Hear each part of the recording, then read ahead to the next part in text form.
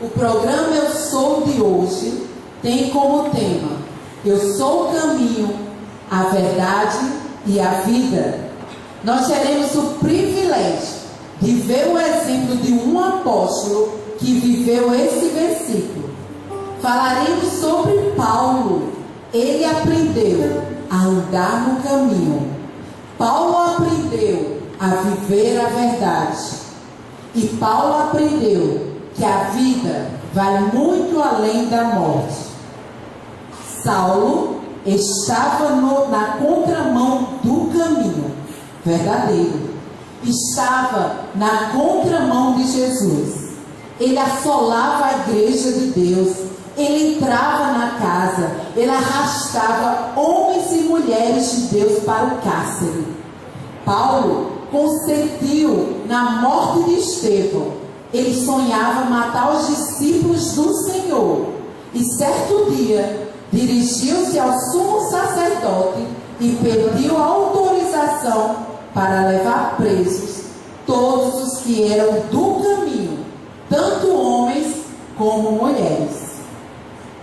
Seguindo ele, estrada fora, ao aproximar-se de Damasco, subitamente uma luz do céu brilhou ao seu redor, e caindo por terra, ouviu uma voz que lhe dizia: Saulo, Saulo, por que me persegues? Quem és tu, Senhor? Eu sou Jesus, a quem tu persegues. Mas levanta e entra na cidade, onde te dirão o que fazer. Os companheiros de viagem pararam emudecidos, ouvindo a voz, não vendo contudo ninguém. Então se levantou Saulo, e abrindo os olhos, nada podia ver. E guiando pela mão, levaram para Damasco. Esteve 3 dias sem ver, e nada comeu, e nada bebeu. E havia em Damasco um discípulo chamado Ananias, e o Senhor lhe disse: Dispõe-te e vai à rua direita, e na casa de Judas procura por Saulo, pois ele está orando.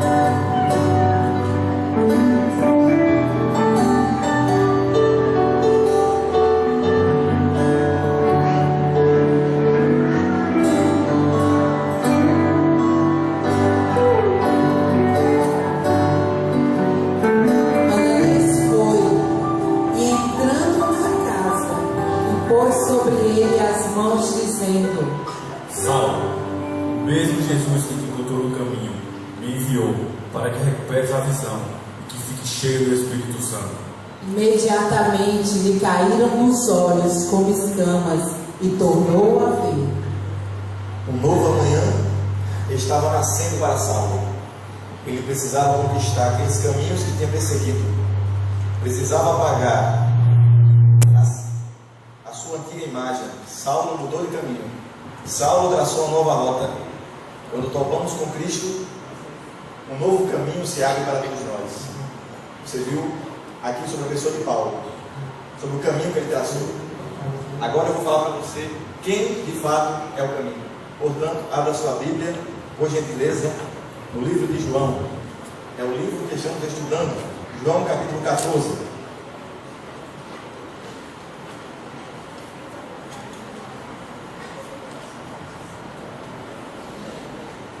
João capítulo 14.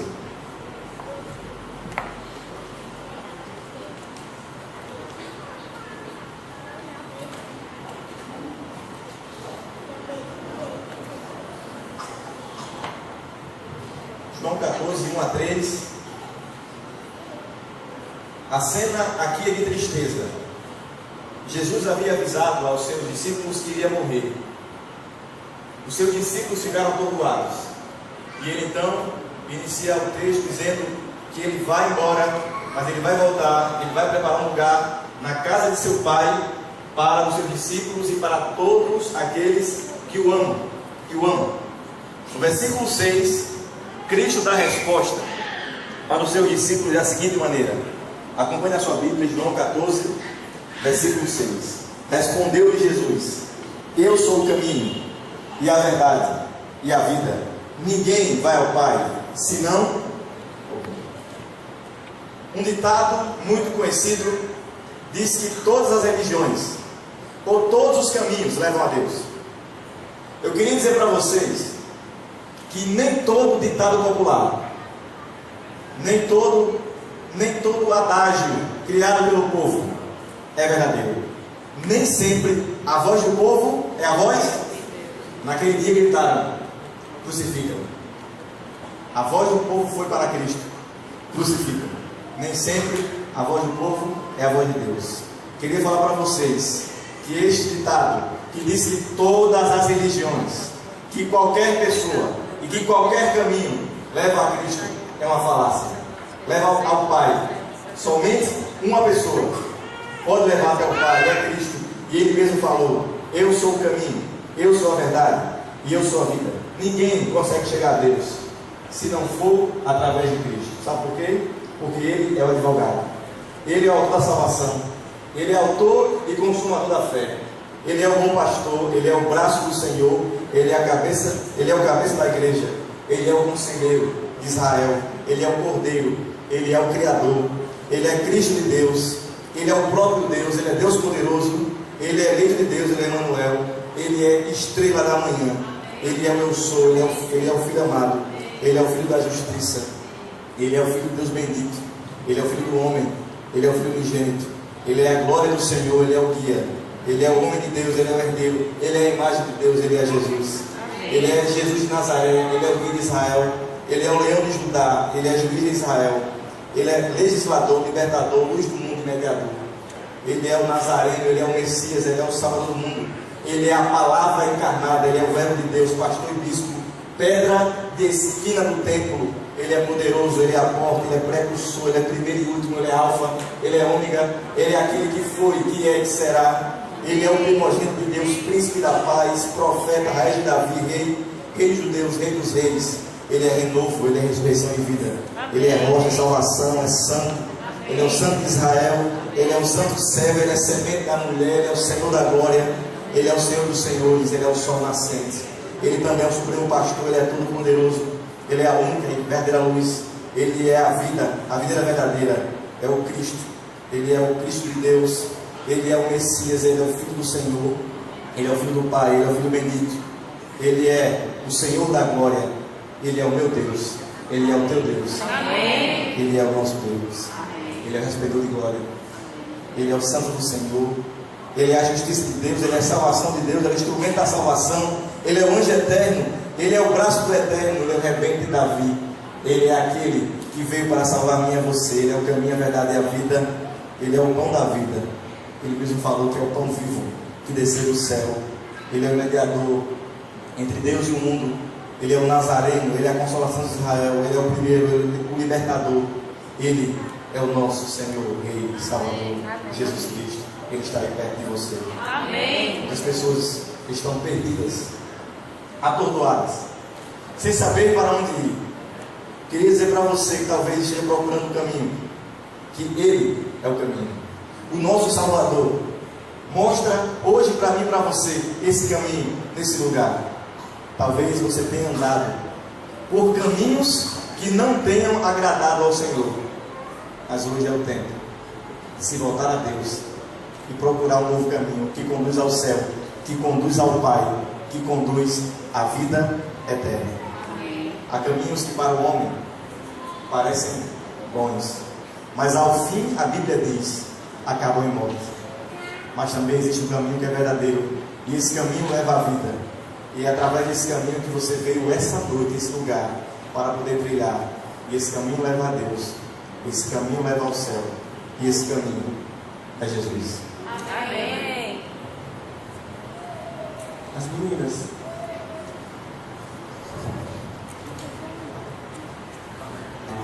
Paulo passou a seguir os passos de Jesus. E em todos os lugares que ele passava, deixava plantado a mensagem do verdadeiro amor. Paulo dizia: mas em todas as coisas somos mais que vencedores por aquele que nos amou. E em nome de Jesus, Paulo curava e levava esperança, falando da verdade que agora conhecia. De perseguidor, Paulo passou a ser perseguido, muito perseguido, por falar e viver a verdade, mas não tinha medo. Ele pensava assim: eu estou bem certo de que nem a morte, nem a vida, nem os anjos, nem os principados, nem as potestades, nem o presente, nem o porvir, nem a altura, nem a profundidade, nem alguma outra criatura nos poderá nos separar do amor que está em Cristo Jesus, nosso Senhor. Certo dia Paulo foi preso, porque os judeus achavam que ele perturbava a cidade e pregava costumes que ele não podia praticar. Por causa da verdade, agarraram Paulo e Silas e o arrastaram para a presença das autoridades e, rasgando-lhes as vestes, mandaram açoitá-los com varas e lhe deram muitos açoites. Depois disso, o lançaram no cárcere sombrio. Tudo isso por proclamar a verdade. Mas por volta de meia-noite, Paulo e Silas oravam e cantavam louvores a Deus, e os demais escutavam. Mesmo presos, acorrentados, eles proclamavam a verdade através de hinos de louvor.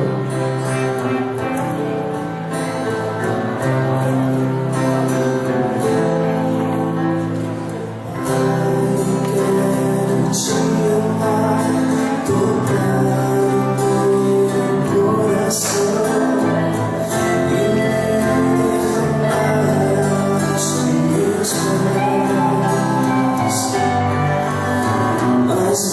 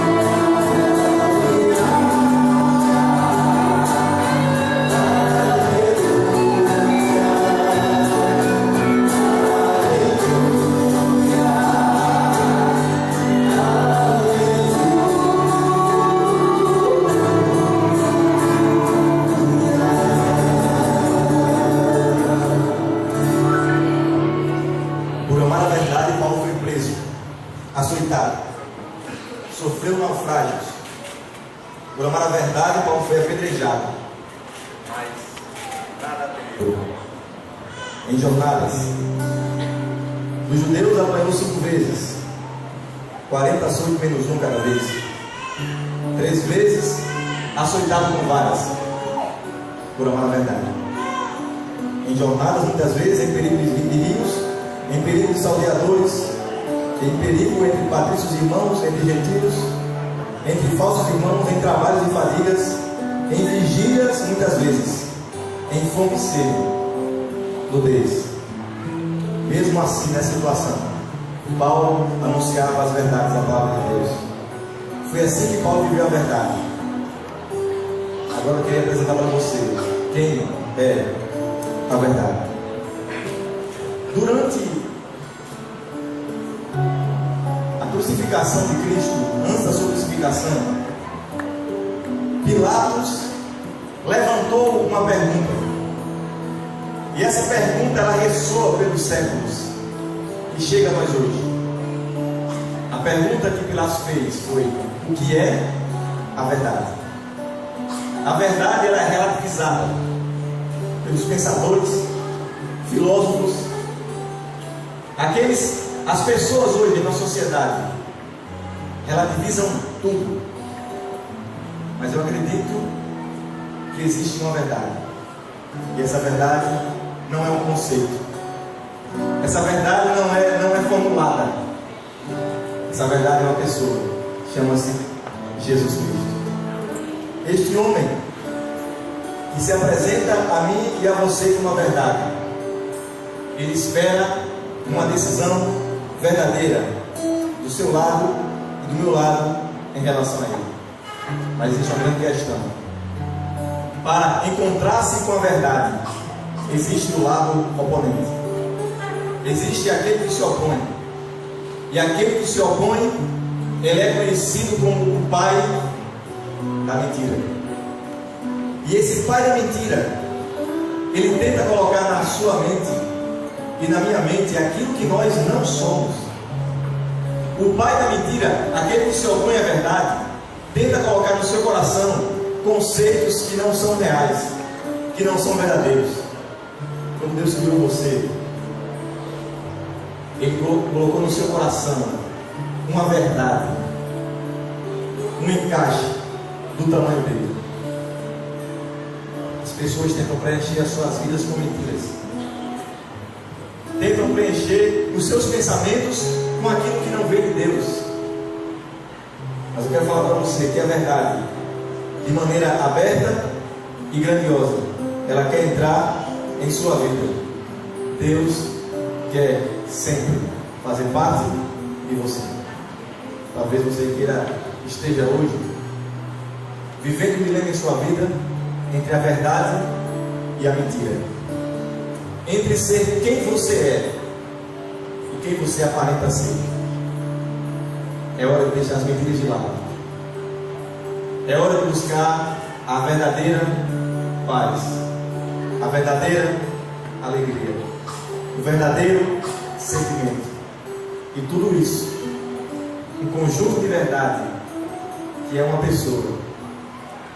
Ele quer viver sempre com você. E as pessoas dizem: não, as coisas não são o que realmente parecem ser.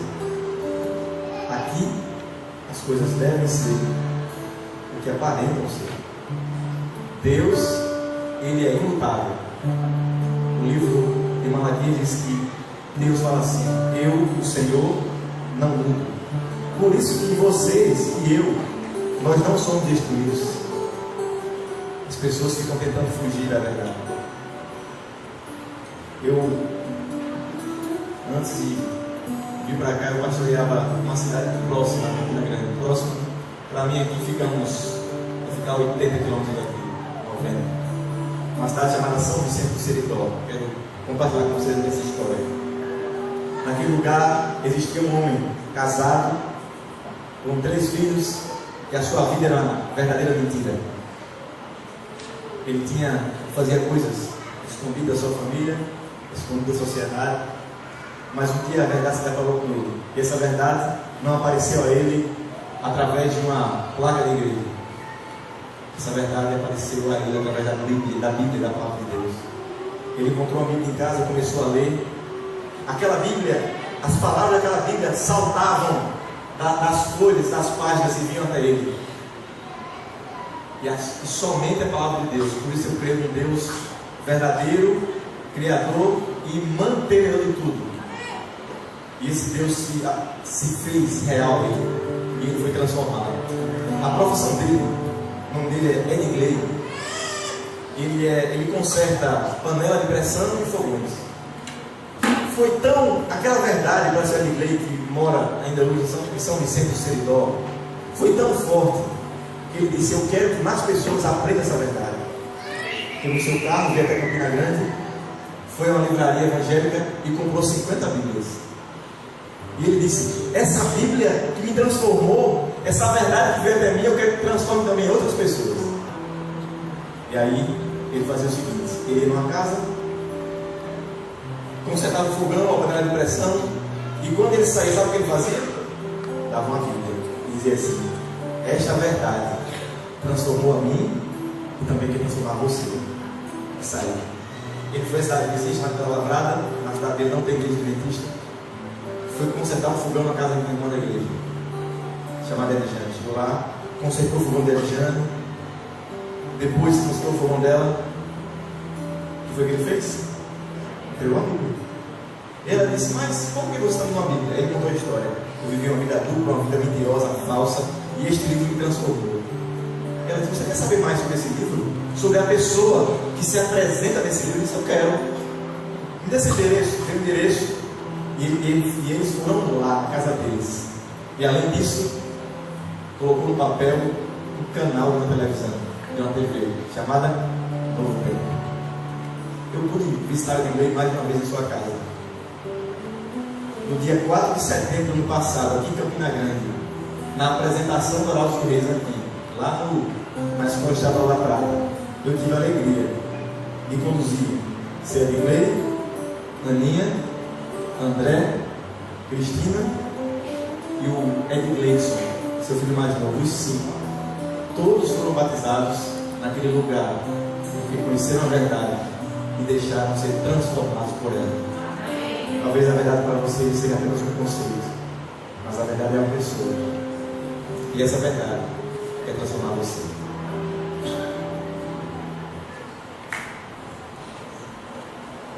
Paulo passou por naufrágios, mas aproveitou a situação para afogar o seu ego. Ele voava sob a tempestade, mas ele sabia quem era o rei das águas. Ele foi apedrejado, mas usou as pedras como alicerce para a construção de um caráter inabalável. Ele esteve nu, mas se sentia vestido com a mais fina veste, a glória de Deus. Foi picado por uma serpente, mas usava o veneno como antídoto contra o pecado. Novamente Paulo, agora estava em situação de prisão, preso aos olhos dos homens, mas livre aos olhos de Deus. E nos seus últimos dias de vida, se sentia seguro em Deus. Quanto a mim, estou sendo oferecido por libação, e o tempo da minha partida é chegado. Combati o combate, acabei a carreira e guardei a vida. Desde agora, a coroa de justiça me está guardada, a qual o Senhor reto, juiz, me dará naquele dia. E não somente a mim, mas também a todos quantos amam a sua vida. E agora descansarei muitíssimo. E se o trovão nasce pelo vento, e sobre a tempestade eu voarei. E sobre as águas tu também és rei. Descansarei, pois sei que és Deus.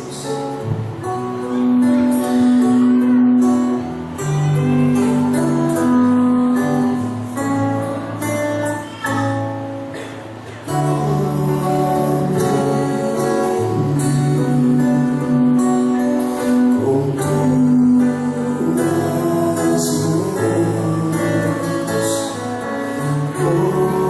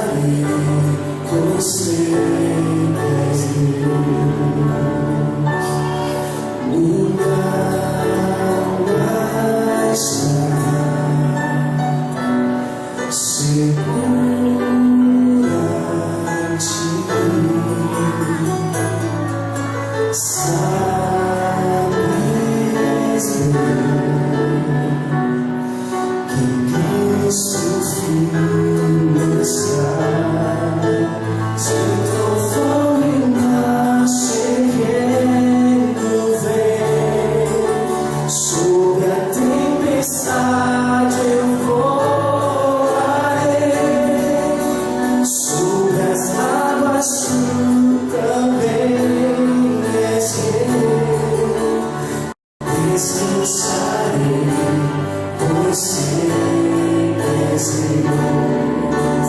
Se o trovão e o mar seguendo vem, sobre a tempestade eu voarei, sobre as águas tu também és Deus. Descansarei, pois sempre és Deus. Se o trovão seguendo vem, sobre a tempestade voarei, sobre as águas tu também és Deus. Descansarei, pois sempre és Paulo foi viver Jesus. Para mim, o viver é Cristo e o morrer lucro. Ele estava descansado. O apóstolo perdeu de vista os seus próprios sentimentos. Ele estava a olhar para o grande além, não com incerteza ou terror, mas com esperança e anelante expectativa. Ao encontrar-se no lugar do martírio, não via a espada do carrasco, olhava através do calmo céu azul para o trono do Eterno. Paulo contemplava Cristo, aquele que ligou a terra ao céu, o homem finito com o homem infinito Deus. Ele declarou: tu conservarás em paz aquela cuja mente está firme em ti, porque confia em ti. Paulo sabia que sua vida era preciosa para o seu Redentor, e foi com o pensamento de que encontrar com seu amorável amigo e Salvador que ele foi morto. E esse seu último pensamento, como um piscar de olhos, se tornará o primeiro. Combati o bom combate, acabei a carreira e guardei a fé. Desde agora, a coroa da justiça me está guardada, a qual o Senhor, justo juiz, me dará naquele dia, e não somente a mim, mas também a todos os que amarem sua vida. Assim terminou a vida de Paulo, na prisão fria, em Roma. Até hoje aquela masmorra ainda existe. Paulo foi colocado para ser morto. E de fato, não foi. O conceito de vida, que é o último tópico desta noite, para alguns é variável. Para a biologia, vida é você nascer, se desenvolver, crescer, nascer, crescer, se desenvolver, reproduzir-se e depois morrer. Quando a Bíblia diz, Cristo falando de si mesmo, eu sou o caminho, a verdade e a vida, vocês sabem que o texto bíblico não foi escrito em português, foi escrito em grego, o texto bíblico do Novo Testamento. Existem duas palavras para a vida no texto grego. É a palavra bios, nós todos conhecemos, ele vem em biologia, e a palavra zoe. A palavra zoe significa vida em si mesmo, vida não derivada.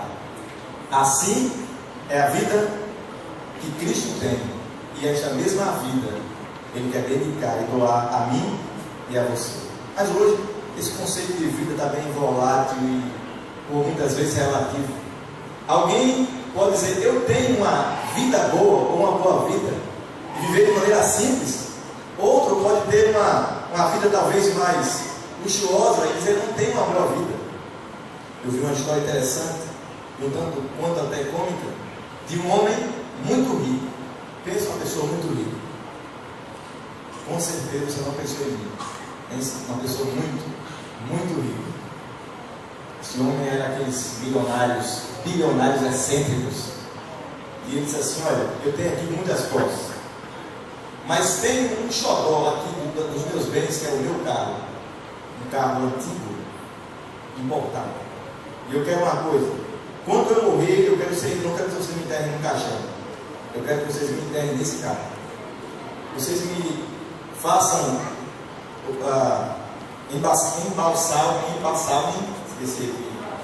embalsamar a minha pessoa, coloquem sentado como se estivesse dirigindo, um terno bonito e um óculos escuro, e façam um passeio pelo meio da cidade.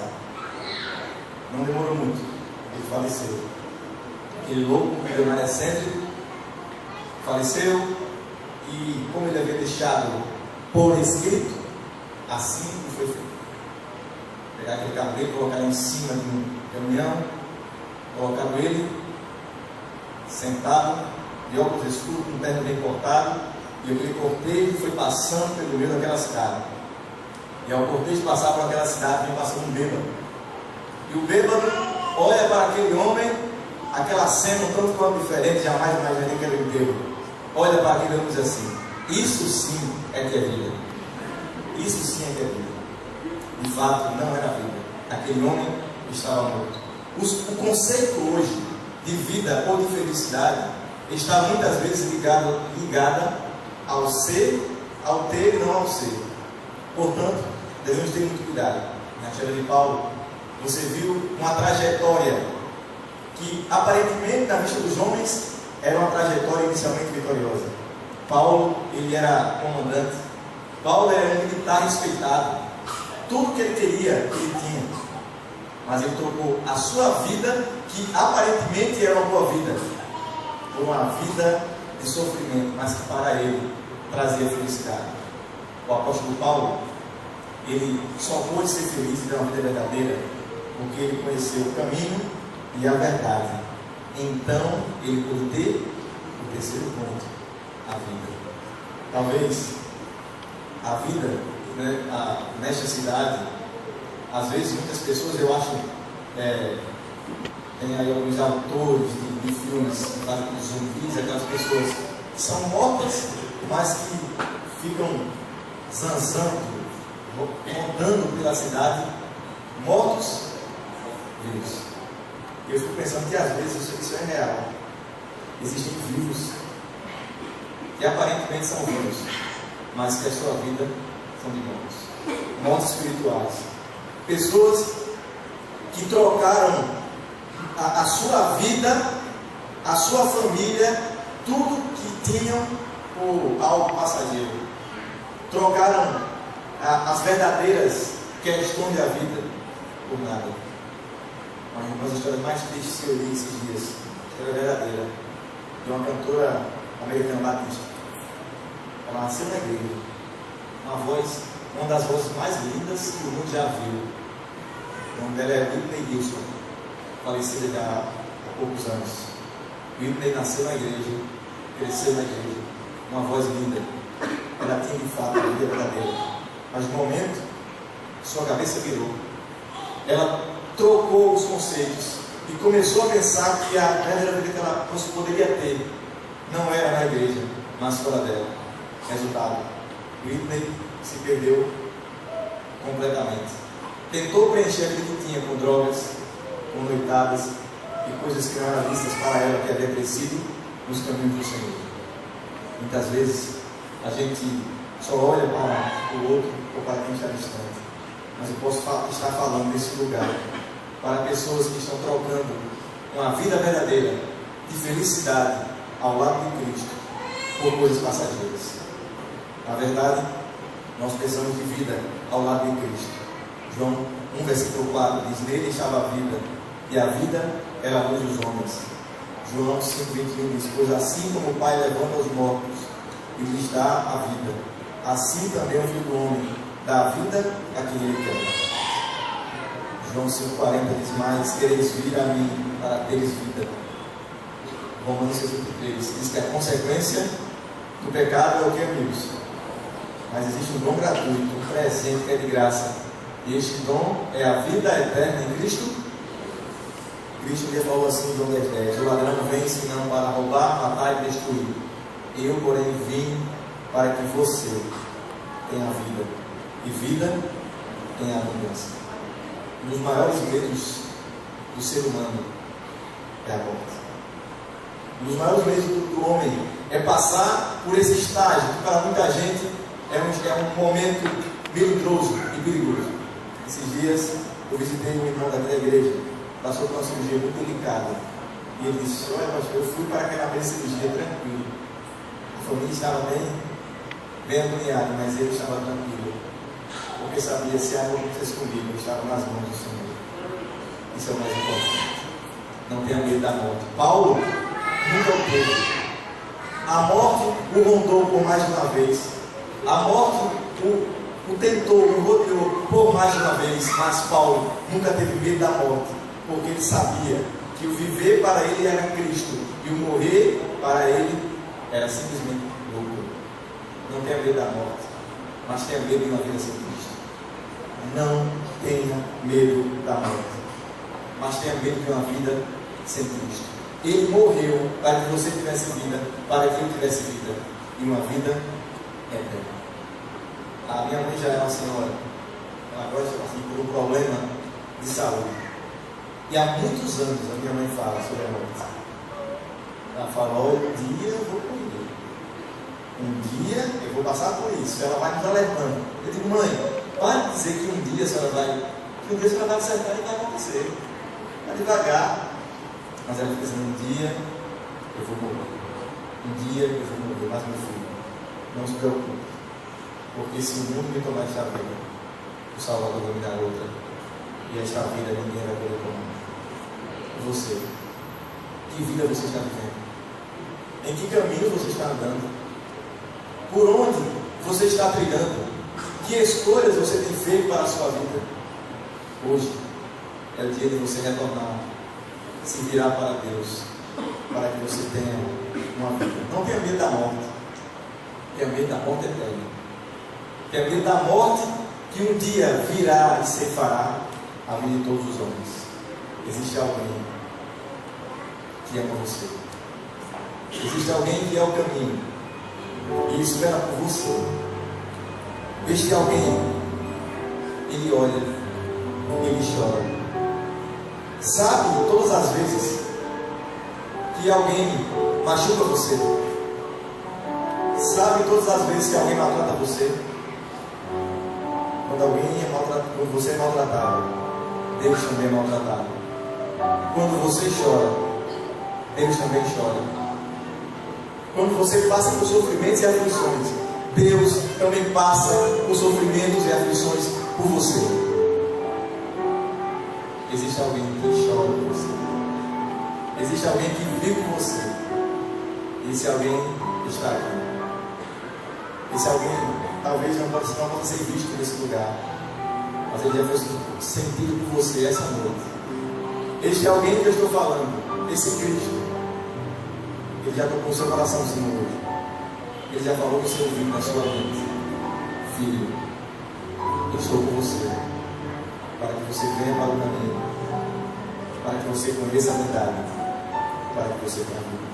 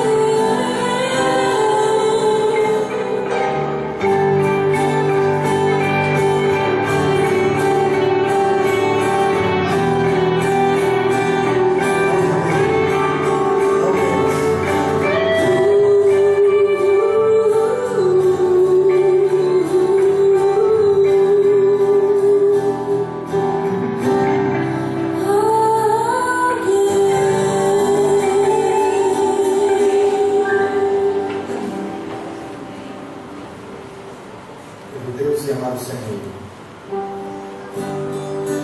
Por tantos caminhos nós temos trilhado, e muitos desses caminhos estão distantes do ideal. Seu Deus, hoje de coração mudado e transformado, não pela programação em si, mas pelo teu poder, nós queremos voltar para os teus braços. Nós estamos às vezes colocando a nossa vida em verdades que não condizem com o teu caráter, com o teu poder, mas nós te pedimos, venha nos transformar, Senhor, para que possamos aceitar e ver a tua verdade. E se abandonamos a vida verdadeira ao teu lado, nós te pedimos pelo teu poder, que o Senhor nos faça retornar de volta aos teus braços, para que tenhamos vida e vida nova em abundância. Abençoa o nome de Jesus que nome. Essa semana que está começando será, Senhor, com certeza uma semana de bênçãos, porque iremos te dar o teu caminho, viver a tua verdade, e também estar vivendo a tua vida. Muito obrigado.